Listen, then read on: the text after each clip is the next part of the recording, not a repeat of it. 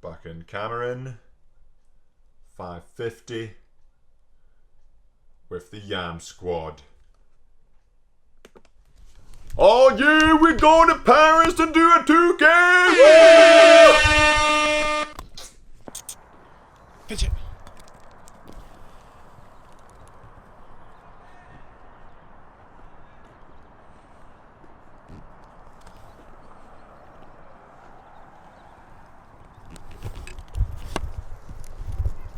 Hello YouTubers, yes that's right, we're heading to Paris. So I'm not sure if you could tell, but I've entered into the World Rowing Indoor Championships at the beginning of February for 2K on the rowing machine for a few different reasons. One of the biggest ones being it gives, or it has, so I've been planning on doing it for a little bit of time, and it gives a goal to aim for that isn't too far away. Sometimes it's quite difficult to motivate yourself when you have goals that are a long time in the future. So if you can add goals that are in between your long-term goals, it can help maintain the motivation. So now Paris, the Indoor World Rowing Championships, is the 7th of February. So right now it's only, I think it's this weekend, not this weekend, not the next weekend, but the next weekend. So only less than 3 weeks away. So it's pretty easy to motivate yourself for 3 weeks. And that is why I've been doing a lot of 2K prep, a lot of high intensity to prepare for the 2K row in Paris. And also why, one of the reasons there's not been too much on the water training, combined with the fact that a lot of the water around the UK, around where I am, has been flooded and so unrowable. The water over the last week has come down a bit, and so I could get on, but really, realistically, my single sculling ability, so that's a bit of foreshadowing there, is not up to scratch with rowing in not bad conditions, but unsafe conditions. So I really have to, not that I need a calm day, but if the water's too strong for me to turn around and paddle back, then it's not going to be a good time. So that's one of the reasons as well why I've not been on the water, but obviously I can get out in bigger boats, which is the plan once the flooding calms down, which it seems to be doing now and coming up to the weekend. But really exciting news, awesome to be going outside of sort of the again, it's a little bit of that variation, going outside of the norm. So I don't think I've ever actually been to a indoor rowing championships. Well, I say I don't think I haven't. So I've got, oh, there's another Great Dane. There's a black and white Great Dane. But I'll be outside of the country doing an indoor world rowing championships. So I didn't do crash bees. I've not done brick before. And so this will be a new thing for me as well, and hopefully I can take the Yamsquad along with the journey. So we're going to continue the walk with Yam, who's a good boy, and see if we can play with another Great Dane. But now, let's continue the walk.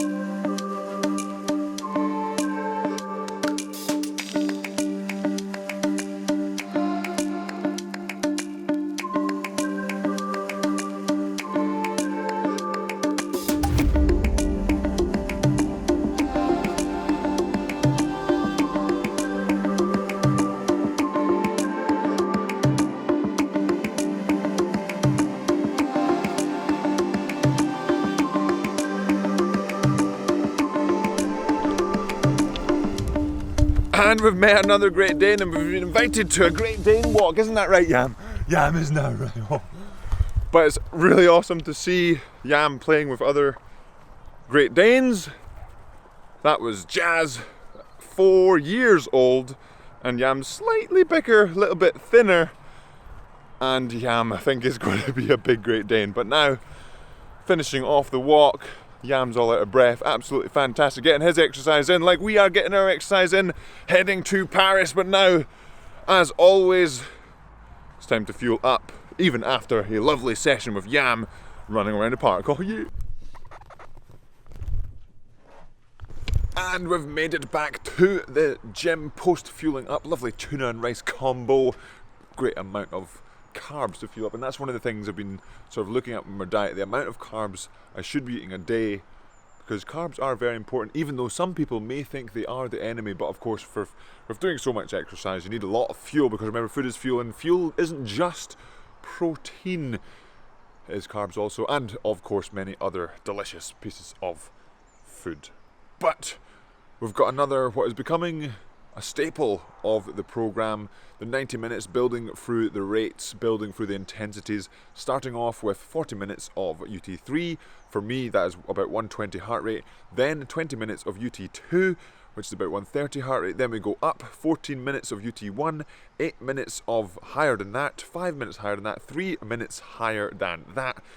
And that last 3 minutes is 90-95% or maybe even higher, so pushing the heart rate at the end there. But now let's hop on the erg, time lapse the whole thing, and then let me know in the comments below if you would like a row along of this 90 minutes and we can see if we can organise that. But now it's time to hop on the erg, so let's get to it.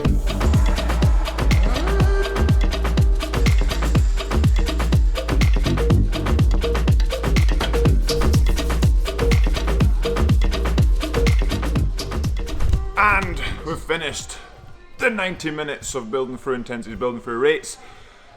Heart rate sort of was a bit dodgy because the heart rate monitor actually decided to read higher than I thought, and so I was a bit, not panicky, but I was like, well, if it's that high to start with, I'm going to have to slow down, and then that'll knock on all the other splits. But I reset the heart rate monitor during sort of the first 20-30 minutes, and then it started showing the heart rates that I thought it should be showing. So when it was at UT3, around 120, but it was showing 135 before I reset. So I was like, oh my goodness, I've blown. But actually I didn't, and the heart rate was normal, actually a bit better than normal, basically because I spent the first 20 minutes actually easier than I normally do because I thought my heart rate was really high. But that meant I was able to take big steps going through the actual piece, and I was trying to row a little bit better, or rather row more consistently through the pieces instead of, so say in the last 3 minutes, that's probably the fastest last 3 minutes I've had in this workout, instead of doing 3 minutes or a minute and a half and then sort of like trying to blaze into the finish, trying to be consistent and strong over the whole last 3 minutes. And same with the last 5 and the last 8 and the last 14, trying to be relatively consistent. So basically pushing the heart rate up to the limit of what that piece is supposed to be at. So for example, the 8 minutes is supposed to be around 160, 165. So pushing until the heart rate gets to 160, 165, and then throttling the split there until it stays there, essentially, rather than, okay, it's going to get to 165, 160 eventually during this 8 minutes at some point, trying to hold it for as long as possible there. Which meant actually it was an interesting piece. It kept me occupied. Did the usual sort of counting through different numbers. I was counting to a few hundreds at some point just to occupy the mind. First hour I had a lovely bit of YouTube going, doing some YouTube research obviously. But now, as always, after a session, it's time to fuel up, because remember, food is fuel, and after a 23.561k session, food is very imperative. According to the heart rate watch, I've burned 1200 calories, so it's time to get a lot of fuel on you! And we've finished fueling up post-workout. The days are definitely getting longer, or it's still dark, it's quite early, but good training today, and going to Paris for a 2k. Like I said at the beginning of the video, I've never actually been to an indoor rowing championship, so I'm quite looking forward to that, and it gives a little bit of extra motivation in the short term to keep pushing, especially in all of this 2k prep that I'm doing. It's pretty tough stuff, so keeping that going, keeping on top of that, rather than saying, okay, I'm doing 2k prep for a 2k that might happen in the summertime during racing. Having something closer to the time of your training can really sort of set that motivation up. So the same thing with, say you're training for a 5k, or like with the half hour, like I said at the start of the year, having the small goals, like, okay, I wanted to do over 9k, under 140 split for the half hour.